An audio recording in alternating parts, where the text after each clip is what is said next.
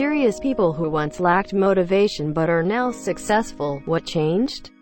Someone I greatly admire once said, "Motivation doesn't factor much into my life. Motivation comes and goes. If you lived by motivation, you would accomplish little, or you would accomplish a wave every now and again. My life is run by discipline. Even when it's hard, even when it's easy, I dedicate myself to discipline. Don't chase the little gremlin that is motivation. It runs too fast. Slowly climb the mountain that is discipline. You owe it to yourself." I seriously attribute my success to that mindset. Seeing others become successful, so I said, why can't that be me? This has propelled me in my career. I'm not particularly ambitious, but I see others getting promoted and think, I'm pretty sure I'm smarter than the monsieur, and then feel like I should get a promotion too. Same here. I dropped out of university in 2011 because I didn't really know what I wanted to do, and aimlessly pursuing a degree was demotivating. I struggled, and thought I was too stupid to be there. One of my good friends decided to go for his bachelor's degree a couple of years later, and asked me to review his essays. I love him, but bless his heart, those essays were riddled with grammar, spelling mistakes. When he graduated, I was stoked for him, but also came to the realization that if he could do it, I had absolutely no excuse. I graduate this December, and have a nearly 4.0 GPA so far. I went to therapy for my depression, just realizing that most who are successful aren't better than me. They're just doing whatever it is they're doing, as opposed to my relative inaction. Hard work beats talent when talent doesn't work hard. Realizing no one else has their shit together either, and if I just show up, I'll be ahead of the pack. Analysis paralysis is a killer. I relied on discipline instead. Yep, motivation is what gets you started. Discipline is what keeps you going. Mine is a two-part answer.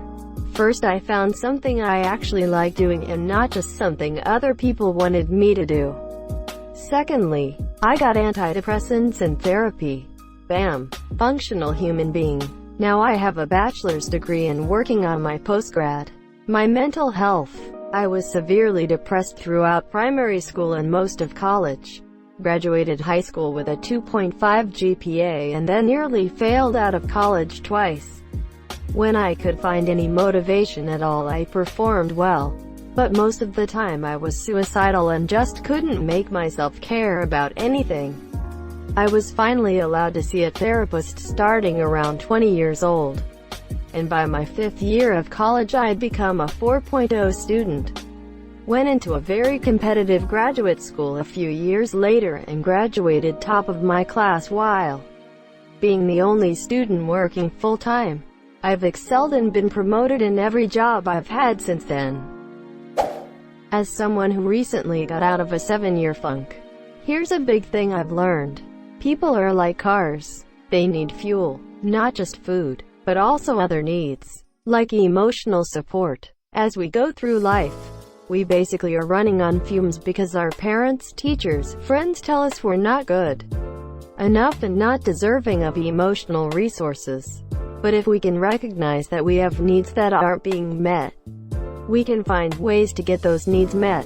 And once that emotional hunger has been sated and our tank is full, motivation comes with it. For me, I found that there were some needs I had buried deep.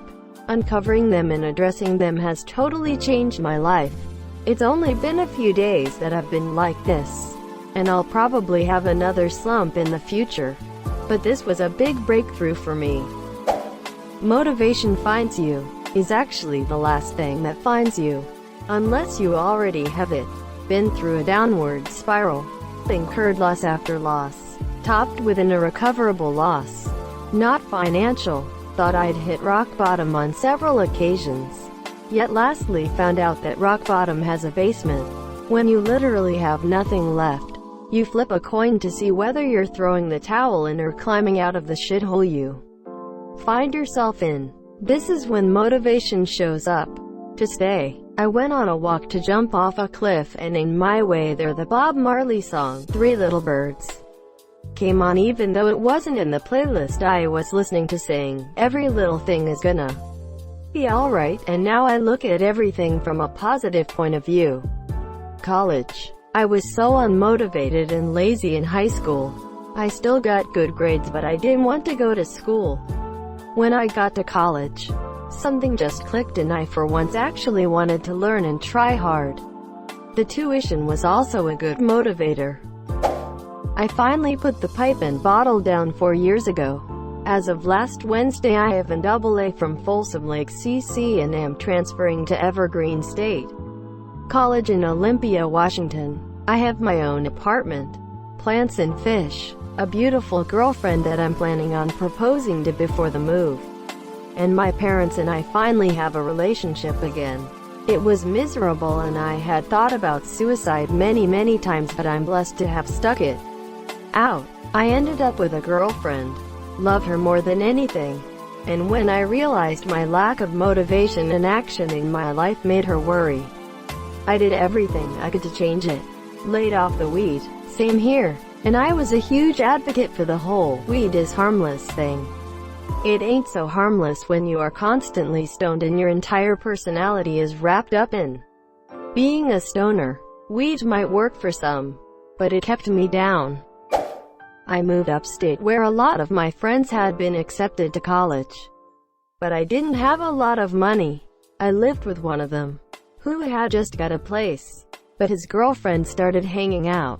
Since they had privacy, 2 weeks later, my stuff was by the door. So I got the paper and looked at rentals. This was a while ago, and the only room I could find that was cheap was in that house. You know it, that house in the neighborhood with the broken porch and 3 cars out front that don't work. And drunks and heroin addicts coming and going at all hours.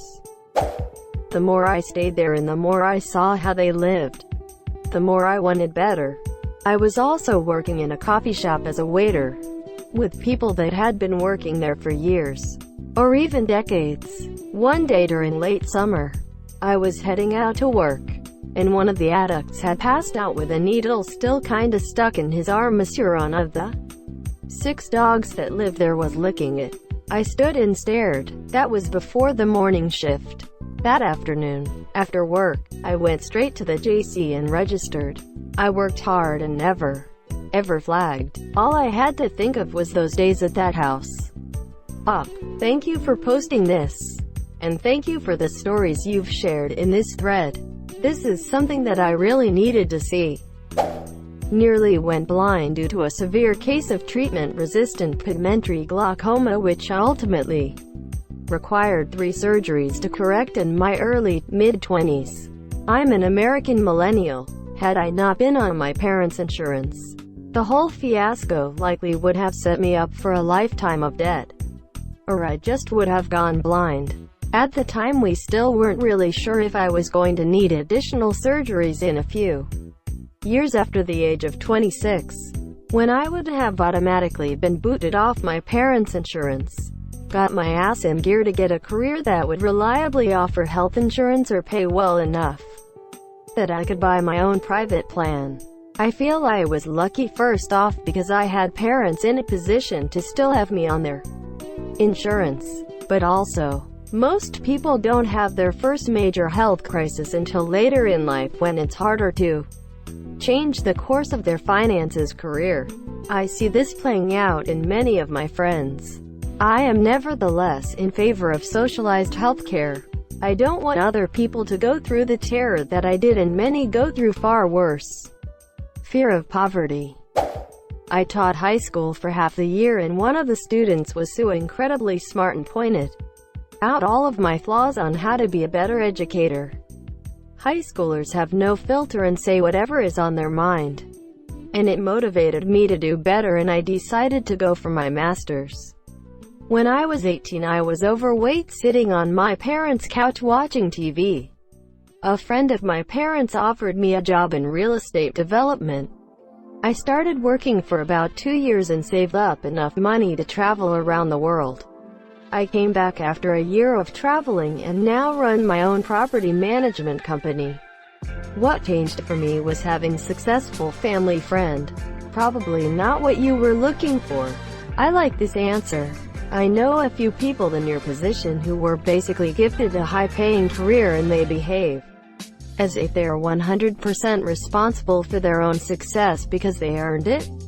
And if others just worked hard, they could be successful like them. 2. At least you recognize that you had help. I stopped blaming others for my failures. A very difficult thing to do. Motivation may start you down the path, but discipline is what maintains the path. Motivation is fleeting. I got pregnant my senior year in high school. It gave me a reason to do better in life. I went against my parents' wishes. Ended up disowned, but at least I took my life back. Honestly, I went to a psychiatrist and we discovered that I have bipolar disorder. Once I got on medication, I was a completely different person who actually wanted to be successful. Well, I'm glad you were able to get help. Did you have any thoughts beforehand that you might be suffering from bipolar disorder? Thank you so much for watching and have a good day.